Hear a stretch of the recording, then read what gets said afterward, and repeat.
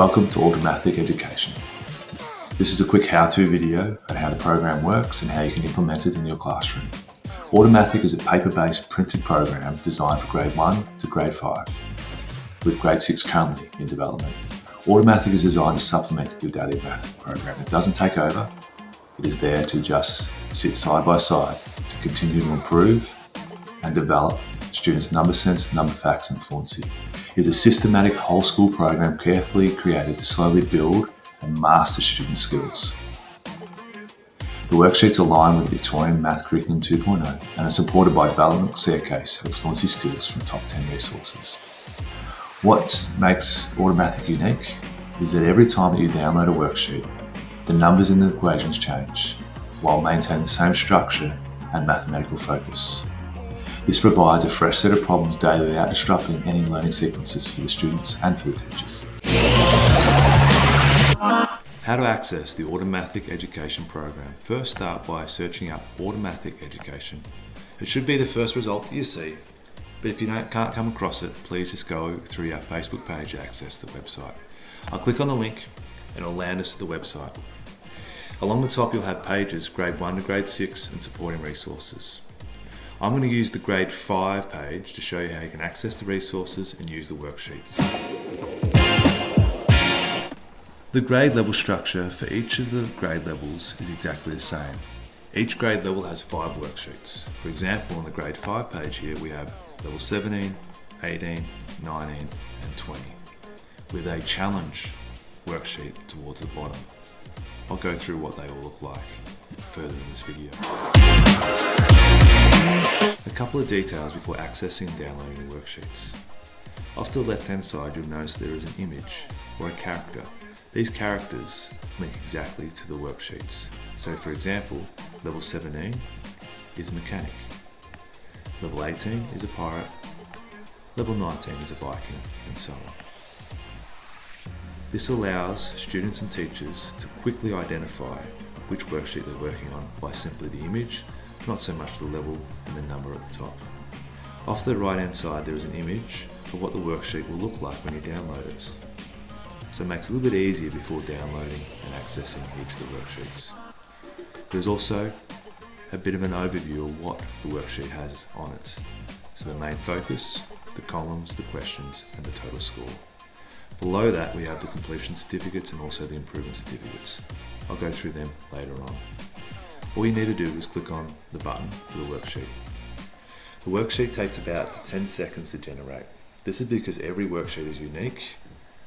It doesn't change the structure or the question type, it just changes the numbers so that every single time it's downloaded, the kids and the students get different questions but the same structure. Understanding the worksheets. I've downloaded another level 17 worksheet just so that we can compare both of them. What you'll notice is that each of the columns are the same, the symbols are the same, except the numbers have changed. So every time that you download these worksheets, they will be different in their unique way, but at the same time, the mathematical focus will be the same.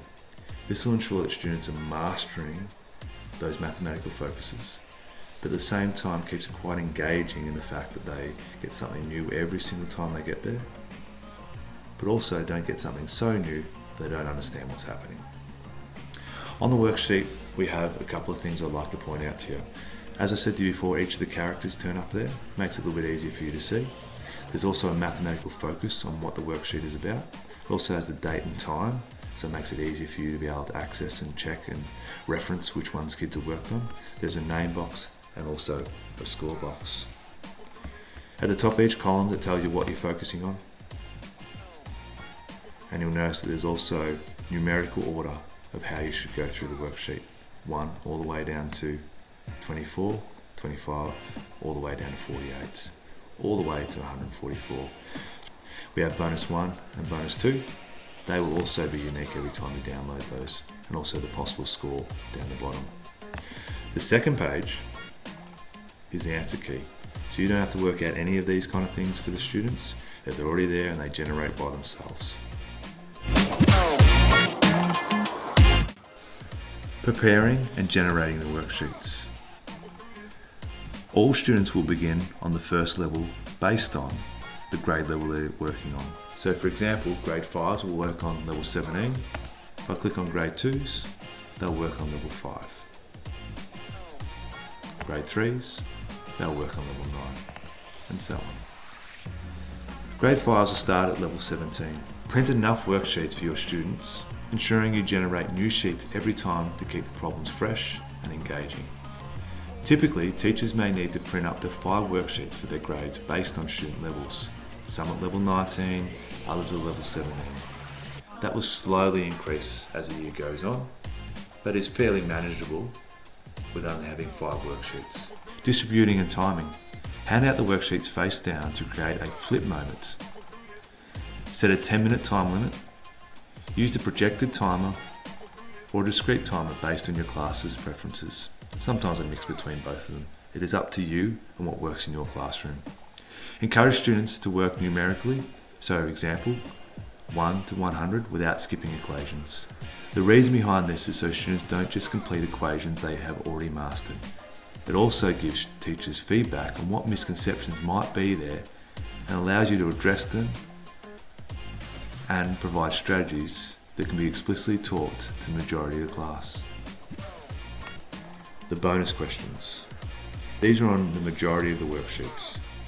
Depending on the level and the grade that we're working on, depends on how many bonus questions there might be. There might only be 2, there could be 8 as the kids advance through the levels. These should be completed after finishing the regular equations. And I suggest this so that they can master the basics before moving on to some more difficult concepts. In saying this, some kids like to start with the bonuses just because they get them out of the road, and that means they can just eye off the rest of them. To begin with, correcting is quite simple, and the fact that you only have to manage one level within the whole classroom. It does become a bit more difficult as students advance up to the levels. But to begin with, what I'd ask you to have is to have the answer key printed out for yourself and have it displayed up on a screen so kids can see it as well. You may choose to read off the screen or off the page that you've printed off. What you'll do is you'll ask the kids to grab a highlighter and they will self-correct. They will highlight as you read them out loud. The reason it's displayed up on the board is kids can double check at the end in case they've missed one or they may have had a bit of confusion with one of the answers. The reason I've asked the kids to use highlighters is it prevents students from changing any of the answers. It also allows teachers to double check some of the answers when they collect them at the end. So that's a self-correction. It's exactly the same as partner correction, except obviously with partner correction, you read it out loud, except they'll swap it with somebody next to them. This is a different way. Again, it can keep kids a bit more accountable to ensure that no one is getting a little bit tempted to change any answers or to add a few extra points to their end score. Well, what happens when you have multiple levels within the classroom? How do you correct them? That's when you have to manage this a little bit more. So what I suggest to you is that you generally just show and display what the majority of the kids are on. So let's say I've got level 17 and the majority of my kids are on level 17. That's the one I'll read out and that's the one I'll have displayed up on the TV. For the other kids who might be on level 18 or level 19 or level 20 or even the challenge sheet, I'll have them printed out. And I'll have the answer key with them as well. And those kids will actually self-correct using the answer key. Now again, you can manage this how you'd like to. You might get the kids to correct their own worksheet, depending on the trust level you have with those kids and how well they can do that. And they won't be tempted by changing answers. Or you might ask them to swap with a partner and correct this. And generally I just have them at different tables to do that, and they can quietly do that. Kids are very self-efficient when it comes to doing that kind of stuff there.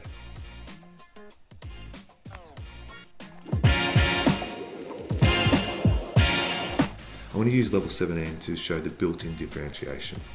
To begin with, we've got addition and subtraction to start with. These are the basic stuff these kids should have already gone through before they got to grade 5. But we're going to make sure they master it before they go on. And this is where the differentiation is. Because if the kids can't do basic addition and subtraction, then why are we talking about multiplication and division with them?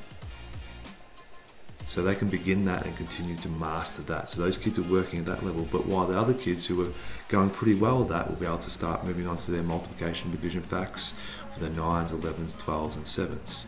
Again, they're a little bit more advanced to what we see previously, and that's where the systematic program works, and the fact that we build on these facts as they go through the whole program. So for example, level 13 also has that addition and subtraction in the first column. And they have the multiplication divisions, but you'll notice their multiplication divisions is basic concepts where we've got 2, 4s and 8s. We're starting to see that double kind of stuff popping up in these ones here. But if I pop back down to level 9, we've still got that basic addition and subtraction stuff.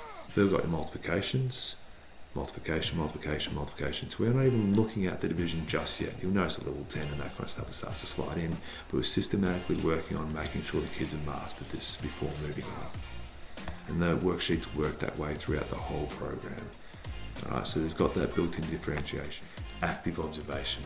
This is one of the big strengths of this program, is that you've got 10 minutes of worksheet time where you can get around the kids, you can see what they're doing. Alright, are they counting with their fingers? Are they using the charts that I showed you before? Okay, are there some misconceptions you can jump on? Alright, have a conversation. Yes, it might hurt their score for that actual time, but you might find the next couple of weeks they make some really good growth because you've got time to sit down and say, this is what you should do, this is how we work your way through it, explicitly go through some of the stuff one-on-one.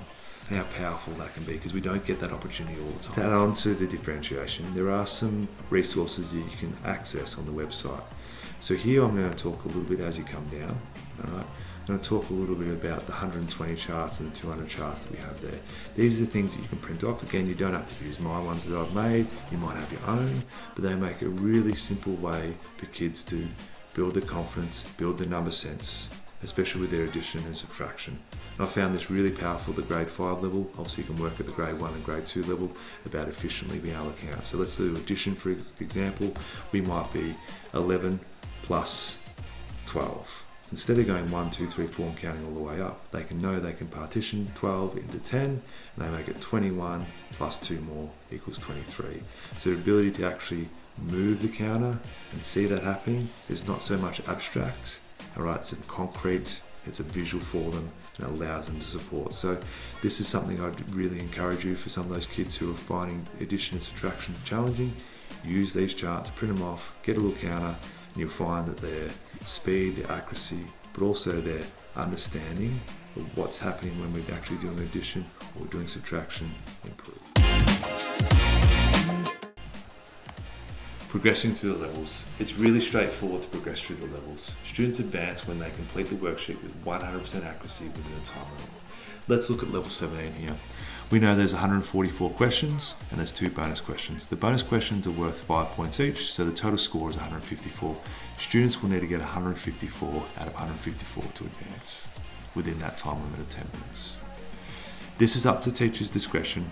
I suggest that the bonus questions are involved in that 10 minutes, but again, you know your kids, you know your classroom. If you just want to keep it at the 144 questions and not include the bonuses, that is up to you. Okay, you work with what works best with your classroom. As kids get their 100% accuracy within the 10 minutes, they advance to the next level, and so on and so on and so on until they get to the end of their grade level. And in this situation for the grade 5s, they get down to the Challenge 5 Samurai. Once students have finished the first 4, they get to the challenge worksheets. You'll notice in grade 5 it's Challenge 5 Samurai, in grade 4 it's Challenge 4 Athena. Jumping back to grade 5 here, you'll notice that the worksheet is quite advanced. It has 165 questions, 7 bonus questions, so a total score of 200. They're advanced on purpose, so to continue to challenge the kids and something to work towards. I'm not expecting all kids to get to this one by the end of grade 5, but it's something you can work towards, and some of those high flyers you might in the classroom can really sink their teeth into and get a lot out of some of the concepts that are on there. As they work their way through this one, it's really important, and what we recommend is that you don't advance the kids. If a kid does get 200 questions or 200 out of 200, please don't advance them onto the grade 6. The suggestion would be that you actually just aim for them to try to reduce their time. So they might actually write on there, it took me 9 minutes and 30 seconds. Next day you're trying to aim to work on that fluency and try to get it done in 9 minutes and 20 seconds. So don't move them on. And the suggestion for that is because we don't want kids already doing grade 6 stuff, what are they going to do the year after? But at the same time, how the teacher's going to manage all this. All of a sudden you've gone from 5 worksheets and now having 6 or 7 or 8, and that's going to be quite difficult within the classroom. Just stick to the kids getting to challenge 5 or the challenge worksheet and then working their way on improving their time, their fluency and their number sense in that aspect.